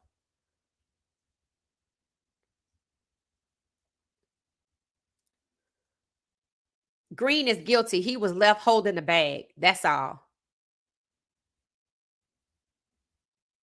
Shadeur is a handsome young man. Yeah, he is. He is. And they know the women like him. All women. The NFL will lose all 3 lawsuits. Well, yeah, because one they settled the first one. So, I mean, I don't know how you look at that as a win-loss column, personally, but they settled that one. This one, apparently they weren't expecting it to get to court because of the climate we live in. But see, that's not even a factor right now. And I said that. I said, sometimes people get comfortable because they think they know what's going to happen.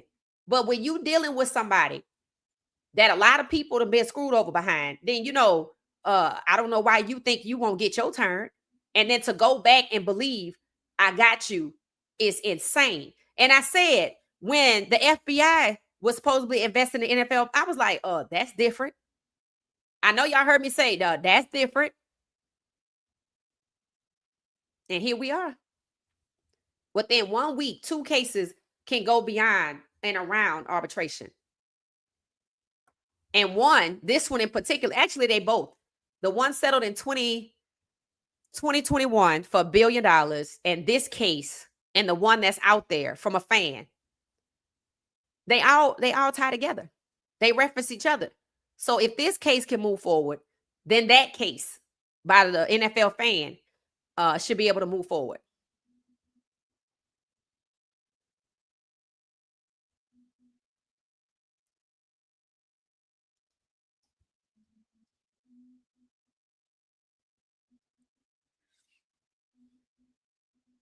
We're all beautiful, right? The sun loves us, right? Sun kiss. That's what it's called. That's what it's called.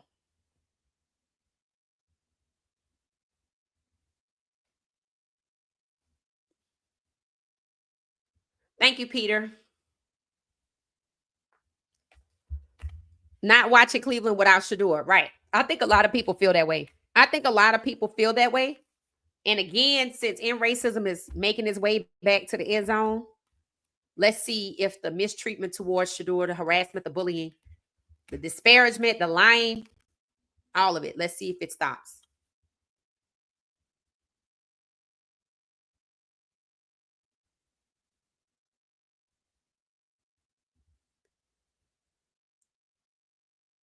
It said Andrew Berry had better find his inner Malcolm and do the right thing. He can no longer operate. Yeah, that's true, Bridget. We shall see.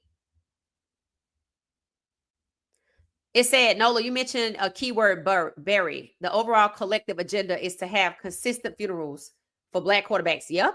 While the likes of Stfansky and the one who got fired pose as allies. Yep. I just think that, you just want Shadeur to have a discerning spirit. And I keep seeing people put on his path so he can hear from them, because I said one of the things he has to understand is this is not about his father. Now he needs to understand his head coach. He needs to listen to that video. He needs to understand that that is not normal. He needs to also understand if a person can't say your name and they're in charge of where you go, what you could do, not just elevate, not just succeed, but your daily welfare, then maybe that's why he's been hurt twice. Right?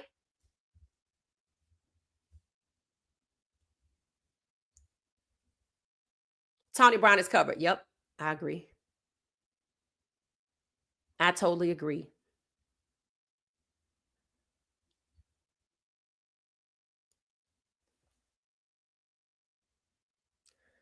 Joaquin say the Browns are dogs. That's fine, but Shadeur is not.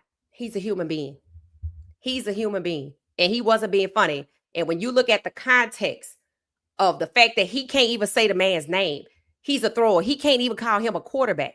The way he keeps holding him back, he has a losing record. Fans keep showing up. It's painting a picture here. He refers to himself as a servant leader of what exactly? Of the Cleveland Browns? Yeah, okay. So no, that wasn't a joke. That might be what he wants you to think subliminally, but did he laugh? No.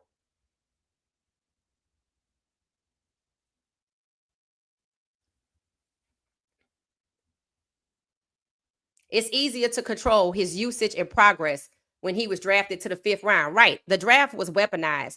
The lower rounds, you're going to get paid less and you're not going to be able to elevate just based off progress. They use the round like a noose around your neck. And that's what they're trying to do to Shedeur, bury him on the depth chart, where he is guaranteed nothing, not even his branded number. Right. And I even said it. How is he in a competition? How is Shedeur even competing if he can't even choose his own number? Even the NFL Network, who was aggressive against Shedeur, was laughing like, yeah, he can't even pick his own number, but he can be in a competition to see if he could be the best. That just meant they always knew at some point they will put him out there for $4 million, and he didn't fall in the draft. He got devalued because they know he's good. They know he's good. So either I'm going to put you out there for $4 million or I'm going to treat you like the asset you are for trade or draft capital. It's funny how they don't want to trade him because he's such an asset, but they don't want to play him as an asset. They've never drafted a black quarterback in the 1st round. So they weren't going to pay him 1st round money. They told you they know who he is. They know what he could do. They know he was going to outproduce his draft stock. But we just going to hold you back. We're going to bury you on the depth chart and we're going to set you free when we get something else for you. Treating him like a commodity, not a human being, which is when you hear the head coach, which means that's the way they talk around there. We're going to put him down. That's not how you talk about human beings. And Shedeur is not severely injured. So to even say that, he can hide behind that all he wants to. He going to lose this fight. Stfansky should be fired immediately. Has nothing to do with winning or losing. It's his mistreatment, harassment, and bullying and degradation of Shedeur Sanders. Sounds like he wants to get rid of him altogether. And who really knows what we don't see? Right. If this is what I'm hearing, imagine what is happening behind closed doors. This is why Tony is encouraging Shedeur to be himself, because he knows it's needed. We already saw him begin to retreat once.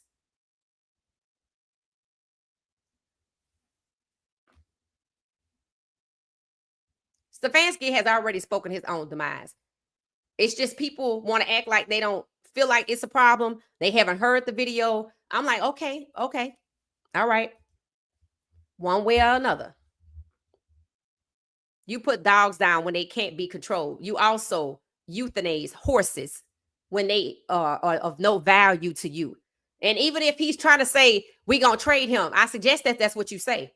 I suggest that's what you say. Because to say we're going to put him down, he's not a dog. I haven't heard him talk like that about anybody else. He protected Dylan to the fullest. He got Flacco in bubble wrap, but he going to push Shedeur down. That's unacceptable. And the way he's treated him, it fits. He don't even look at Shedeur. Right. I was watching Shedeur mic'd up again, right? I was looking at all of the people along the area where the players and the coaches and stuff be. I didn't see Stfansky at all. I saw him talking to who people say his quarterback coach. Flacco came over. They were all talking. I was looking because Stfansky had on J's, so I would know his shoes when I see him. I didn't see him over there at all. So if he treat him like that in live game, how the hell is he treating him in practice?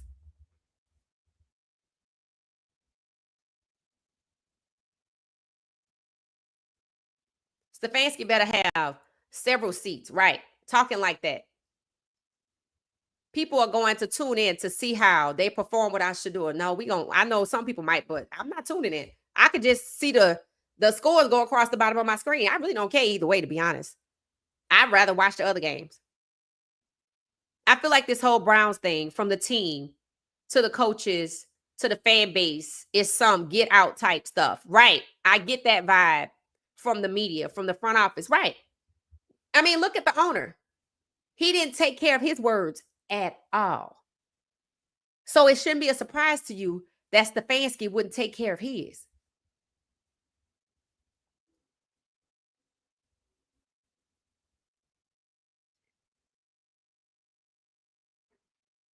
It's that I don't understand their logic. You have a losing team and a natural born winner is here to turn your whole team around. Your whole city, and throwing up, and you throwing up like this. That's some deep racism. That's all I'm saying. That's what's coming. That's what's becoming obvious.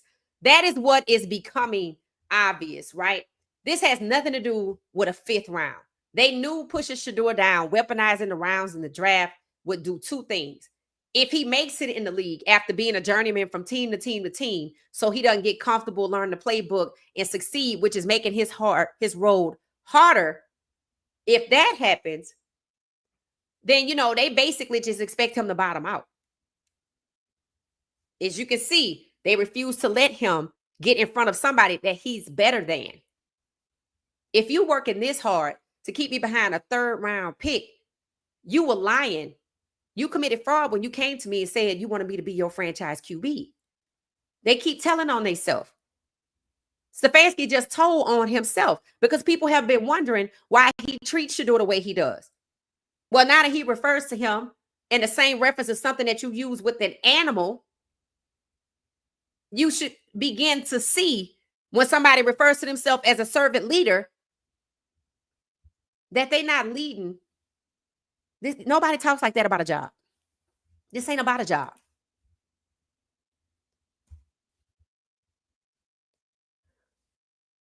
The CFL got rights for Shedeur out of Cleveland. Yep. Well, I don't know if it's rights out of Cleveland. I think no, it's not like that. I think the team that he has on a negotiating list for has the first rights in the CFL if he decides to play outside the NFL and go to the CFL. There's already a team that he is set up to negotiate with. Shedeur getting drafted in the first round for 3 reasons. Oh, he didn't get drafted. You said, hey, Jungle, it said jealousy and envy of his dad, black QBs, and to hurt Colorado recruiting. I'll take number 3, which was the collateral damage. To hurt Colorado recruiting was just collateral damage. 2, black QB hate. That's number 1. And Coach Prime, scapegoat.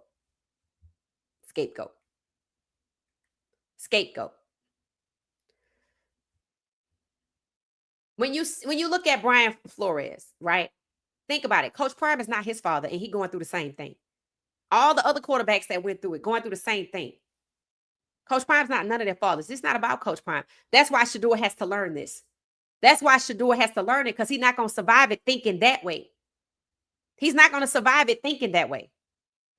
But he will survive it talking to the Jalen Hurts and the Deshaun Watsons and hearing their stories. Because what did I say needs to happen? He needs to sit down and learn his black NFL QB history, and he's going to see what's happening to them woven into each of their stories. Even Brian Flores' story. The reason he's suing and pointing out there's no black OCs. Look at what's happening to all black quarterbacks. Then it explains what's happening to Shedeur. They have succeeded. There are 0 offensive coordinators. They think they're going to succeed with paring down the numbers of black quarterbacks. Starting with next year. This already set in motion. So when they succeed at doing wrong, they just keep doing it. Look at they succeeded in the draft, holding Shedeur back. Now it's still happening in Cleveland. Well, if the NFL does it, then why would they hold the owners accountable? The NFL sits at the top, but the league belongs to the owners.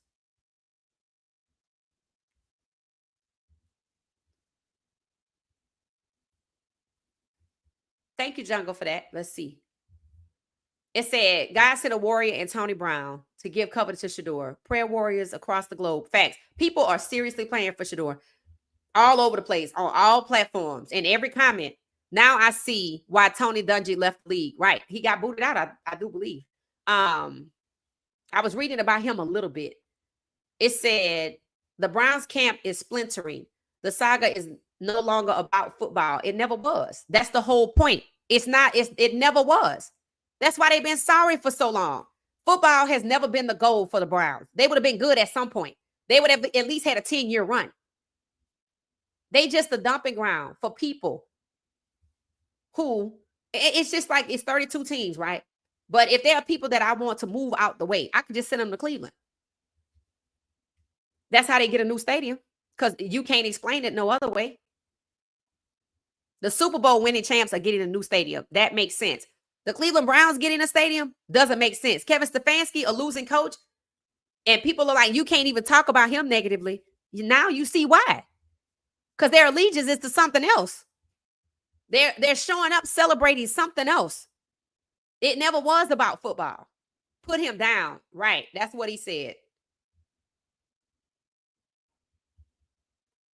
It said, yes, the draft order status is definitely used as a weapon, a negative label, and a negative narrative against Shedeur to further diminish and destroy. Facts, because they drafted with him to destroy. And they did that so he don't go somewhere else.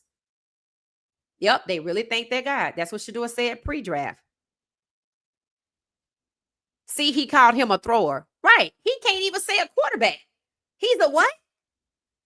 A thrower. Oh, okay. He can't even humanize him in his mind. This is disturbing. Shedeur is an it. That's how he treats him. That's how he treats him. It said, Coach Prime and Ford just made a huge partnership. Yep, heard about it. Shedeur needs no validation from the joke of a coach. Right. But at the same time, while he don't need his validation, he's also being treated like he's a piñata.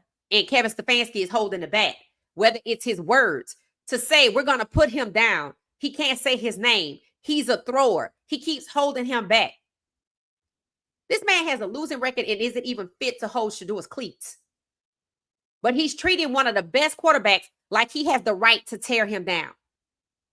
In front of people on the field when we can't see, and in interviews with thinly veiled, coded language. That is highly unprofessional. And it explains why he treated him that way. He could have said sideline. Right. He could have said a lot of things that made a lot of sense. He chose to say, but we're going to put him down. That was his choice. Because he's enjoying holding Shedeur back. He's enjoying this. That's why the 4th and run pass play got Shedeur sacked. You kick a field goal if you're on the 30-yard line. You don't throw a pass play. If Shedeur had done that at Colorado, people would have just screamed at the top of their lungs. You know, he making bad decisions. But when Kevin Stfansky does it, there's a faction of people out there that are Browns fans, unfortunately, that enjoy it. And those people are who's rooting for Dylan, because Dylan hasn't proven anything. But there are people that believe Dylan never has to prove anything, but Shedeur does.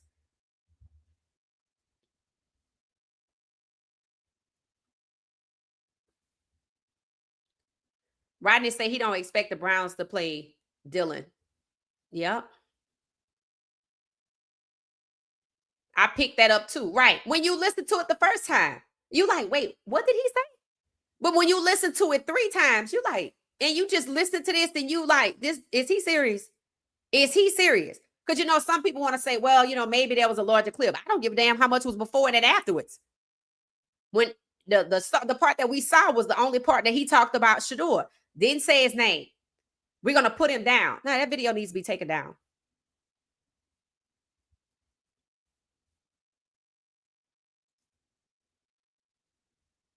He literally called Shedeur an it. That's crazy. Yeah.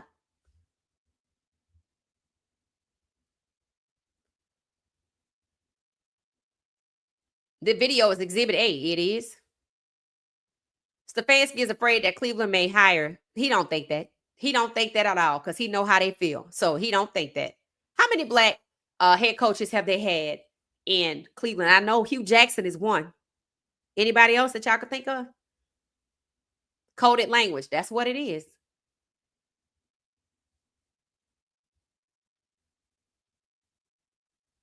Yep. This video just proves it. And when you do things like that, you're bold. When you say things like that in a professional setting, you're bold.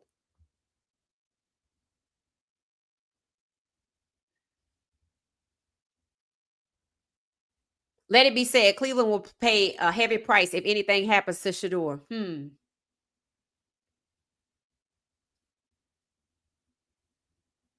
In fact, after the game, remember after the game, he had nothing to say. He didn't mention Shadeur's name or anything. The Panthers coach had a lot of great things to say. Now, when you listen to how other coaches can congratulate other players and other coaches, namely the Panthers coach, can speak well about Shedeur, but his own coach cannot, and then you come back and you hear him say something like this,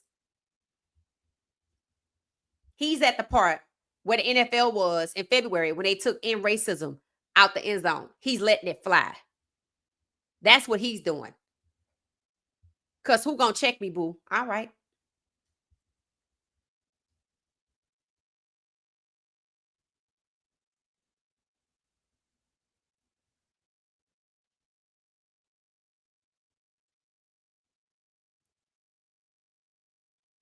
Exactly. He's been speaking coded language since the draft. Right. He tries to sit there and remain calm so as not to let any inflection happen in his jaw and his voice and his body language. But his words can't help but come out. People already knew before he said this that he felt some type of way about Shedeur that wasn't normal. Now you know it has nothing to do with football. He doesn't respect him as a human being. If there was an HR somewhere, Kevin Stfansky should be fired and Shedeur should be transferred somewhere else because the environment is toxic.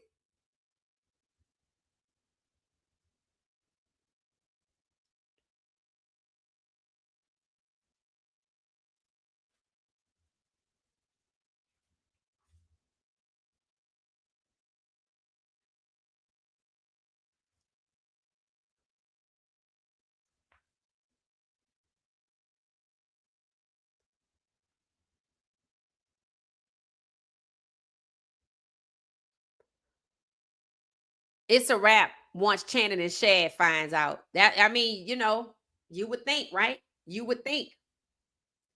You would think. Hey, Sack on X, how you doing?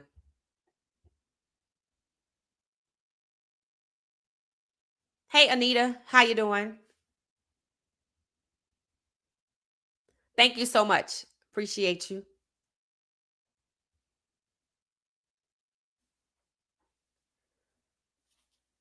It's definitely hate for Shadeur. Yeah, it is. It is. And this video just proves it. It just proves it. Hey, Tina, how you doing? It is wicked. It definitely is that. It definitely is that. And my point is, when people act like that, when people can already pick up on the fact that you don't like a person, then when the owner comes out and says, you weren't my pick, they were already, as the Browns organization, we don't want you, we don't value you. Then he goes, he got to come in here and ball out. He did, but it didn't matter. He has to come in here, he got to prove himself to get up the ladder that they keep holding him down from and won't let him climb. It's like they're trying to torment him and torture him. They never had to draft him. They never had to draft him, but they drafted him so he didn't go somewhere else. So yeah, that's evil. And everybody's involved because you don't think that there's anybody that can do anything to stop it. The only thing that's going to stop it is, what did I say? Some things going to have to get shaken up. And what do we see happening? And racism made its way back to the end zone after it was taken out of the end zone when there were 2 black quarterbacks in the Super Bowl. Now it's back. 24 hours. Just 24 mere hours. Not even 24 hours, because we talked about it late last night.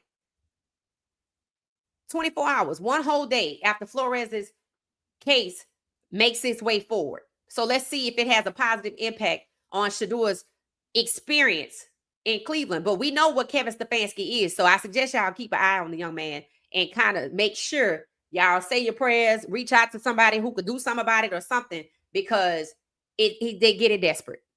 That right there means you just don't care. So today we was talking about Drewski was on ESPN talking about Shedeur. If you haven't watched it, go watch it. And how with the NFL trying to, I guess you could say, covet the audience that Drewski and Shedeur both have, because they both are Nike. They both rep Nike. So, going against Shedeur and trying to pull in Drewski fan base, it's not going to work. End racism is back in the end zone. Facts. Brian Flores' lawsuit went forward. Maybe I can figure out how to share just a little bit, but I kind of talked about it really because I didn't read the whole thing. It's like 50 or 60 pages. Black quarterbacks too, meaning what's happening in Brian Flores' lawsuit is speaks about what's taking place with black quarterbacks. And it's also about what's happening to Shadeur. The other lawsuits out there, y'all know there's one more. That is not three. It's one more out there, right? One is settled, one is moving forward, and one has yet to move forward. And that's the one filed by a fan. And if I'm not mistaken, that case references Brian Flores' case, which just got the green light to go to trial, which is very good. And then the patterns of racism, that's what all of these lawsuits in the last 4 years, since 2021, have proven, is that they're just, not just the NFL is rife with racism, but the pattern is apparent now. And when you see and you hear the way Kevin Stfansky referenced Shedeur's injury, we're going to have to put him down. It's very disturbing. So what's happening is things are shaking up. And the Flores case going to trial is one of the biggest factors that are shaking things up right now. That's exactly how end racism got back in the end zone. Don't let nobody tell you different. All right, we're going to get out of here. We have to be back at 6 o'clock because we will have members only live stream where we just kick back and talk behind closed doors about things that have happened throughout the week or just breaking news. So thanks everybody for engaging. I appreciate you all. We'll be back later on tonight at about 10:35 per usual to just catch up from today. And I'll see y'all later. Thanks for watching What She Said Sports. Thanks, everybody. Thank you for watching What She Said Sports. Be sure to join our daily live stream and listen up to What She Said Sports on the go on Spotify.